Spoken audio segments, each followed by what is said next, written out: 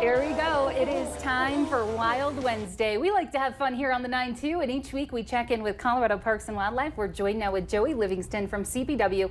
Joey, always a pleasure to have you up here. Yeah, thanks for having me. First topic, I follow CPW on social media. I recommend you do, and I've been seeing a lot about zebra mussels in Colorado lakes. When it comes down to it, it is like a battle, CPW versus zebra mussels. Why do you guys care so much? What's the risk with zebra mussels? Yeah, CPW has one of the largest aquatic nuisance species inspection programs in the country and are kind of a model for other states. And so aquatic nuisance species can have devastating impacts on our water resources. A lot of these species, like zebra mussels, fish can't eat them.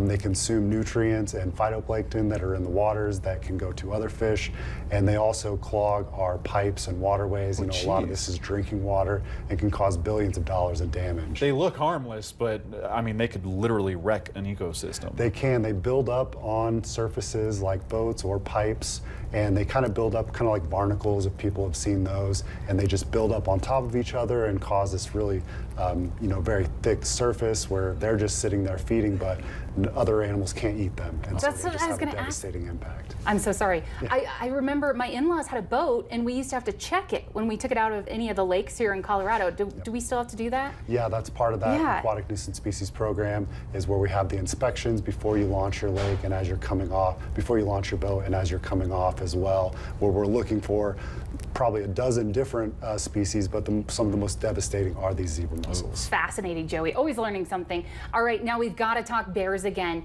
We had 2 videos come into our newsroom in the last week. This is a bear on Powers Road, just crossing the road in the middle of busy traffic. We also sadly had a bear on I-25 the other day that got hit by a car. These bears, I mean, as drivers, we just need to be totally bear aware while we're behind the wheel, right? Yeah, and as you said, this one bear was on Powers, and so it really doesn't matter where you are in town. There's potentially bears there. And Colorado Springs, we get bears all over the city, and so no matter where you're at, it's important to make sure that you're being bear aware. We hammer this message home all the time, but bears are here because they're getting food here, and it's primarily from people's trash, bird seed. Bee apiaries are becoming a bigger attractant as well, and so it's very important that people try to keep those food sources away from bears to keep them out of the city. So they can stick to their natural food resources. Exactly. Thank you, Joey. Last topic, another important one. It's so simple, but we see it every year. Halloween decorations. Just be mindful. I'm not saying don't do Halloween decorations.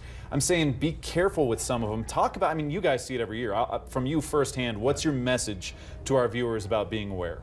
Yeah, I worked as a customer service representative here in Colorado Springs, taking these phone calls from the public. One of the most common calls. I can't handle these pictures, Joey. So this is one of the most common calls we would get every fall when the deer get their antlers. They get them caught on things in people's yards. Right now it's Halloween season. People have Halloween decorations out, and so they can get caught in things like the spider webs or lights that you put out. So try to make sure you're keeping those 6 feet above ground so they're too high for the deer to get caught in, and also keep them very secure. So don't leave them loose hanging. Try to keep them tight if you're putting them on a shrub or something. All right, keep those deer safe. Thanks so much, Joey, for being here. Yep, no problem. Thank Reminder, CPW, they got so much info on their website. Just hit up our website, kktv.com, click our Find It tab. I'll have a link up there that takes you